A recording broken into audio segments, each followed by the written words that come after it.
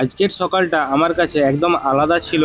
ঘুম থেকে উঠেই প্রথমে স্নান সেরে নিলাম, তারপর আলমারি থেকে বের করলাম আমার সবচেয়ে প্রিয় জিনিসটা, ইন্ডিয়া টিমের জার্সি। কারণ আজকে শুধু একটা দিন না, আজকে 8ই মার্চ 2026, আর আজকেই টি-20 world cup final, India versus New Zealand. আর ম্যাচটা হবে ক্রিকেটের সবচেয়ে বড় স্টেডিয়ামে, নরেন্দ্র মোদী স্টেডিয়াম, আহমেদাবাদ। কিন্তু একটা ভয়ও মনের মধ্যে ছিল, কারণ 2023 সালে আমরা সব ম্যাচ জিতে ঠিক এই মাঠেই ফাইনালে হেরে গিয়েছিলাম। সেই স্মৃতিটা এখনো কষ্ট দেয়। তাই আর কোনো রিস্ক না নিয়ে আজকে সকালে চলে এলাম মা সর্বমঙ্গলার মন্দিরে, ভারত যেন আজকে জেতে সেই প্রার্থনা করতেই। কারণ মাঠে লড়াই করবে মাত্র 11 জন, কিন্তু তাদের জয়ের গর্বটা হবে 140 কোটি ভারতবাসীর। তাই জিতুক বা হারুক, আমাদের কাজ একটাই, শেষ পর্যন্ত ইন্ডিয়াকে সাপোর্ট করা। আর সত্যি বলতে কি, আমাদের মতো অনেক মানুষের ফার্স্ট লাভ হলো ক্রিকেট। অনেকেই ক্রিকেটার হওয়ার স্বপ্ন দেখে, কিন্তু কোনো না কোনো কারণে সেটা পূর্ণ হয় না। সেই তালিকায় আমিও একজন। তাই যখনই ইন্ডিয়াকে আইসিসি টুর্নামেন্টে খেলতে দেখি, মনে হয় যেন ওদের সাথে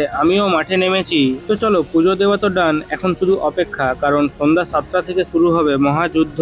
আর একটা কথাই বলবো, এইবার কাপটা আমরাই জিতবো, শুধু সময়ের অপেক্ষা।